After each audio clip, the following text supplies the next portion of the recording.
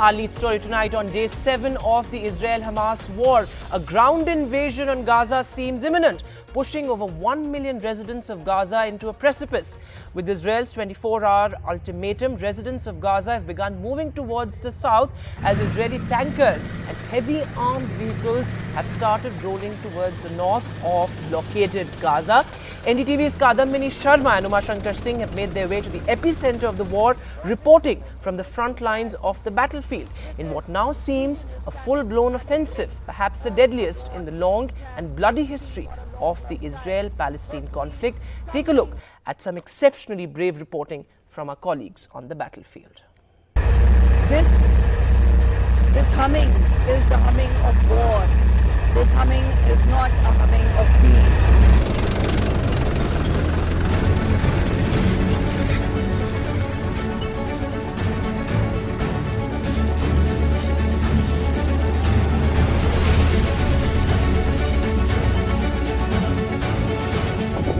यहाँ से लगातार गोले दागे जा रहे हैं गाजा पट्टी की तरफ, और हमें कहा गया है कि हम सड़क के दूसरी तरफ चले जाएं क्योंकि okay other side of the road ये आकर हमें कहा गया है। और यहाँ से लगातार जो फायरिंग है, आर्टिलरी जो शेलिंग है वो गजा की तरफ किया जा रहा है। तो हम इनकी नसीहत को मानते हुए सड़क के दूसरी तरफ जाते हैं और फ्रंट लाइन से हम आपके लिए NDTV और NDTV इंडिया पर रिपोर्ट लेकर आते रहेंगे। गजा पट्टी और इजराइल के बीच का जो इलाका है जहाँ पे इतनी बड़ी तैनाती हुई है, इस इलाके से। This is the forward area where we are at the moment, and just beyond this is Gaza. So these are the areas which are really out of bound for most people. They have been allowing media for some time, but it may be a matter of hours when this is closed for everyone, because the surrounding towns have been evacuated. If you look at this area, this is the agricultural fields. Now you can understand the whole topography, how the Hamas managed to get inside, Hamas terrorists managed to get inside Israel. Now this area has now been fortified. There are bunkers, there are firing positions which are here, and this is just one of them. The whole area is now like this. The calm has been broken.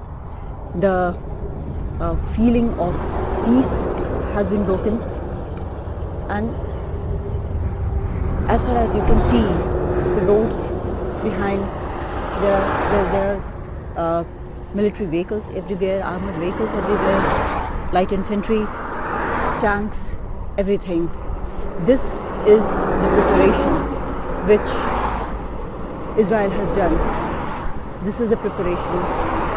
This is an announcement that Israel will not back off. Retaliation has to be there. That is what Israel feels. It has promised, the leaders have promised to wipe out Hamas. Civilians in Gaza have been given, just beyond this, they have been given some time, around 24 hours, few hours have passed, to move to southern Gaza, away from these active battle lines. The expectation is that Israel might go all out and launch a ground assault, not only to wipe out Hamas but also to free the hostages who are being held there. Dust fills the sky when these tanks pass. This was once an area where agriculture happened. These are agricultural fields, but today there are tanks rolling all over here.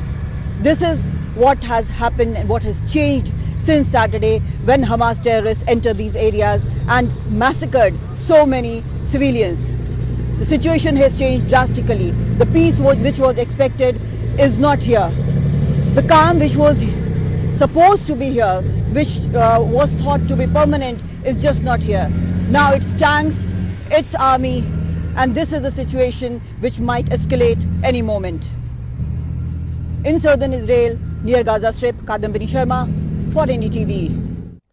So NDTV on the battlefield there. But in what is a defining image, thousands of Gaza residents have begun to flee with mattresses strapped onto their cars. And now for over 1 million residents of blockaded Gaza, they have nowhere to go and very little to hold on to. Now the UN says Israel's move will have devastating impact on Gaza, calling Israel's ultimatum to relocate within 24 hours horrendous. Here's the report.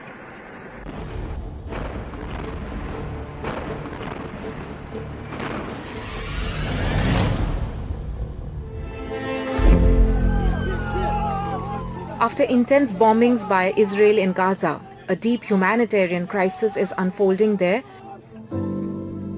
as Israeli blockage has caused a severe shortage of essential supplies, especially food, water and water supply.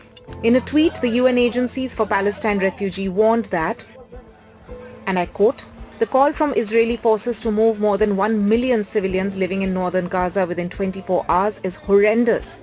This will only lead to unprecedented levels of misery and further push people in Gaza into an abyss," unquote. According to the United Nations, humanitarian crisis in Gaza, more than 340,000 Palestinians have been displaced so far. Around 220,000 Palestinians have taken shelter in 92 schools run by the UN Agency for Palestine Refugees. The hospitals are overstretched as large number of injured Palestinians are being admitted who need urgent medical care. The local health system is stretched and underfunded. And given this unprecedented level of violence, we see that the influx of patients is non-stop in our health facilities. The UN Office for the Coordination of Humanitarian Affairs says the situation in the Gaza Strip continues to unfold rapidly and the ongoing hostilities have resulted in grave humanitarian consequences. In a tweet it said the relief agencies require $294 million to address the most urgent needs of 1.3 million people in the occupied Palestinian territory. Questions are also being raised about the safety and security of medical aid and humanitarian workers. So far, 12 workers at the UN Agency for Palestine Refugees have been killed since October 7th when the war started. We want respect for health facilities, health workers and vehicles. In last few days we have experienced that ambulances have been hit, our hospitals have been impacted. We want health facilities to be respected. Health should not be a target. NDTV Bureau Report. So, well, unprecedented there truly. But moving now to a big exclusive, NDTV's Vishnu Shom spoke to IDF spokesperson Colonel Peter Lerner, who confirms that Gazans are moving south and in large numbers, and the responsibility to move those who are unable to physically move lies with Hamas. But very significantly, he says that we are ready to move into Gaza as soon as we get the government's nod. He joined Vishnu live from Tel Aviv, where sirens went off as he spoke to NDTV. We are joined by a very special guest. Lieutenant Colonel Peter Lerner is the Israeli Defense Forces spokesperson. He joins us now. Colonel, thanks very much for being with us. Given the extent of the Israeli military build-up on the Gaza frontier, would it be fair, sir, for me to say that a ground assault of the Gaza Strip can now happen at any time? I would say that the IDF is making all of the preparations required in order for us to be ready at the go as the government instructs us. That is our responsibility. I would not say that that's the situation currently, but generally we are operating and accumulating the forces and making sure that our forces are prepared for any instructions we receive from the government. Colonel, I realize this might put you in a slightly difficult spot, but people really do want to know, are we looking at hours, days, possibly weeks before something like this happens, a ground invasion, a ground incursion of Gaza, an Israeli move into Gaza? We are currently striking Hamas, and we are operating in order to destroy their operational capabilities, to remove their terrorist infrastructure, and to target the terrorists themselves that led, organized and instructed and funded and implemented. Sorry, I have to go. I have a siren here. I will try and take you with. I can't guarantee we will keep the line. You're coming along with me, yeah? Going out. You with me? You with me? Can you hear me? Yes, go ahead, sir. Yes, sir. Okay, I am with you. Go ahead. Yes, I can, sir. Go ahead. I'm taking you with me. We're taking cover. I'm just putting my headphones in. Thank you. So this is what it is now in Tel Aviv. Right. And we're just taking cover and... Right. Yeah, no, we are getting that. So, well, now a ground invasion, a ground incursion or offensive seems like a real possibility. But amid the rather frightening situation and what is some silver lining for Indians in Israel, the first charter flight under Operation Ajay brought back nearly 250 Indians back home safe, most of them students. Now, they recount the horror of living close to the war zone for almost a week. But as they arrived in their homeland today, there was tears of joy, a sigh of relief. But overwhelmed Indian students say their thoughts are still with those in war. Take a look at this report.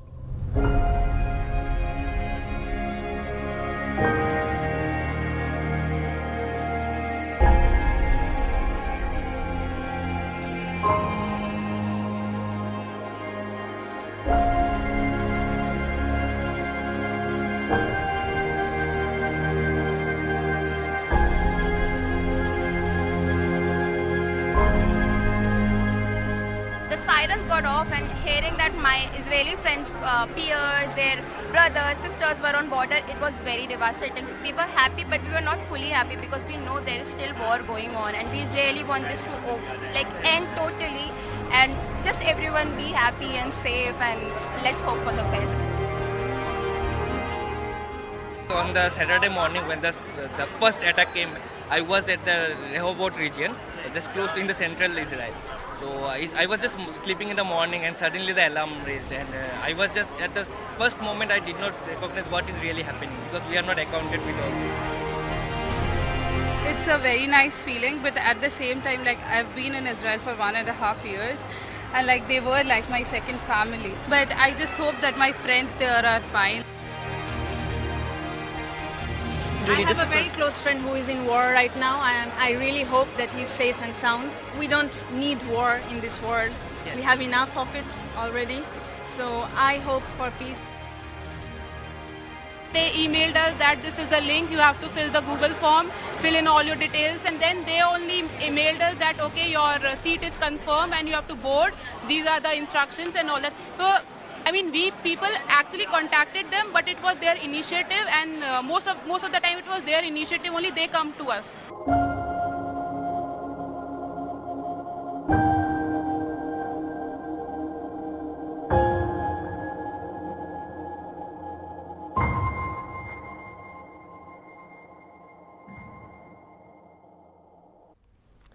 So, well, we don't need war is what was the resounding message there, but hopefully all Indians will be back home safe. But let's also look at the larger diplomatic maneuvering. Hectic meetings amid the war.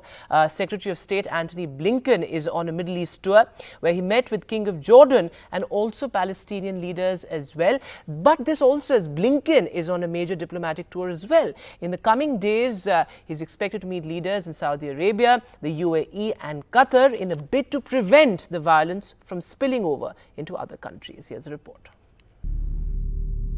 Israel strikes on 2 airports, Damascus and Aleppo in neighboring Syria, hours ahead of Iran's foreign minister's visit, triggered a strong comment from Iran.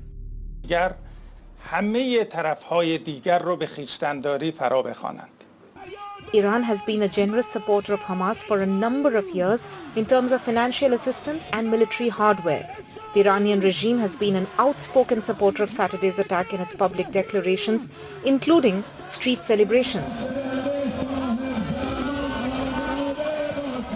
Iran's open support to Hamas has now prompted the US and Qatar to reach an agreement that the Qataris will not act on any request from Tehran for the time being to access $6 billion in Iranian funds that were unblocked as part of a prisoner swap with the US last month. None of the funds that have now gone to Qatar have actually been spent or accessed in any way by Iran. Indeed, funds from that account are overseen by the Treasury Department, can only be dispensed for humanitarian goods, food, medicine, medical equipment, and never touch Iranian hands. We have strict oversight of the funds, and we retain the right to freeze them.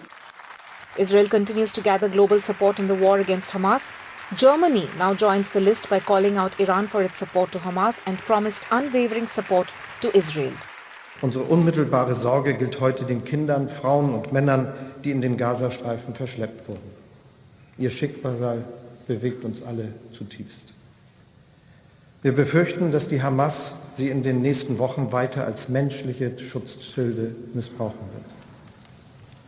Und wir arbeiten mit ganzer Kraft daran, dass alle Geiseln wieder freikommen, in enger Abstimmung mit Israel und natürlich mit der gebotenen Vertraulichkeit. West has put sanctions against Iran thinking that it can isolate Iran at a global level. But Iran has not only mended its relations with Saudi Arabia, rather it has also grown closer to China and Russia. Amid all this, Israel's war against Hamas has all the potential to create a new world order. In New Delhi, Mohammad Ghazali for NDTV. So, well, this is a larger geopolitical impact of the war, and India has maintained that it will engage all players. In fact, this also has many questions now on the India, Middle East, Europe corridor. But of course, the larger diplomatic impact is something that's already visible, with parallel parleys going on between world leaders. But moving now to what is the human cost of war? Well, while women are the most vulnerable in a war situation, fascinating stories of courage and survival also coming up as women take to the battlefield, leading from the front. Now, these are stories both inspiring but also gut-wrenching of women doctors, soldiers and politicians in the war zone. Take a look at this report.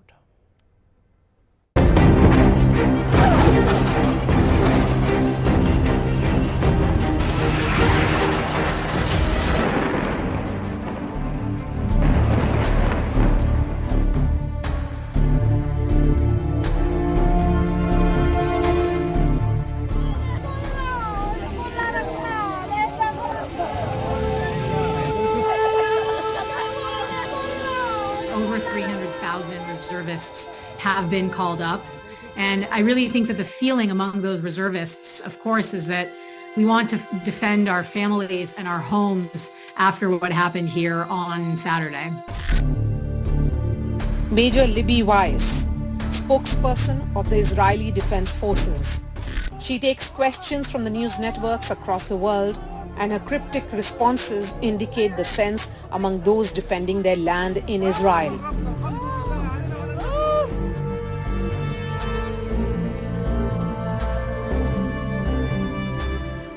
Thousands of women across Israel and Palestine today are leading from the front, not shying away from explaining their viewpoints strongly and passionately.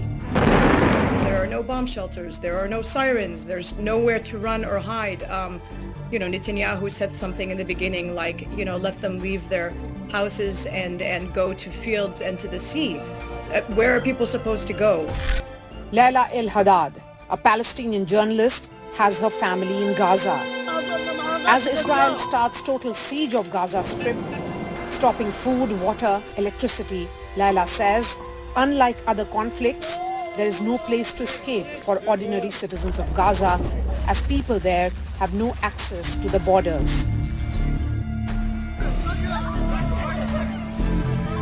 These horrific viral videos of Israeli women being dragged by Hamas terrorists show how women have been the worst victims of this war, like most wars. Yoav Shimoni's grandmother was killed during the Hamas attack. Aviel Gabi's sister was shot in the leg and is missing since the weekend. I was messaging my family in the group chats to make sure everyone are safe. Not 10 minutes later, my sister mentioned in our group chat that my grandma posted something on her Facebook, a video of my grandmother lying on her kitchen floor, living room floor, with blood surrounding her, her hands clenched on her chest, and men with guns. The last time we were able to talk with her was on Saturday at 9 a.m. when she said that she was hiding in some building and there is a lot of bombs and a lot of terrorist people around her. She told us that she's suffering from a gunshot. We've spent 3 days in holding the seat of power in Jerusalem. Its deputy mayor, Fleur Hassan Noam, has been calling out Hamas terrorists. I think that living hostages are too valuable to Hamas to kill. They've also taken a lot of dead bodies. And we all know that they're the masters of deception and lies. In Gaza, Mothers running helplessly, seeing their children killed in Israeli airstrikes, pleading to the world, to women journalists on ground chronicling one of the biggest wars of our times. Women have been on the front line. Inspiring each other, encouraging each other. Women are at the forefront of this battle, be it medicos, be it journalists, and be it other volunteers. This is a story I must share. On the southern side of Israel near Gaza Strip, Kadambari Sharma for NDTV. So women there on the front lines. Well, this, as these heartrending stories emerge, as reservists and civilians, including women, have to take to the battlefield as a peace solution seems like a pipe dream. But moving now to the big political headline back home. Well, a big cash haul by the IT department in Bengaluru, but there is a Telangana link. Well, a Hyderabad link is now being suspected to this huge cash seizure in Bengaluru. 42 crores worth of cash was actually found in an ex-corporator's home, but this is now in Telangana. A BRS minister has raked up suspicion of cash for votes. This, as a BRS, has constantly been hitting out at the Congress for corruption, and the battle line seem to have been drawn there in poll-bound Telangana. This is likely to become a huge poll issue and a huge political issue in Telangana, where, of course, money being pumped into election is something that is always questioned.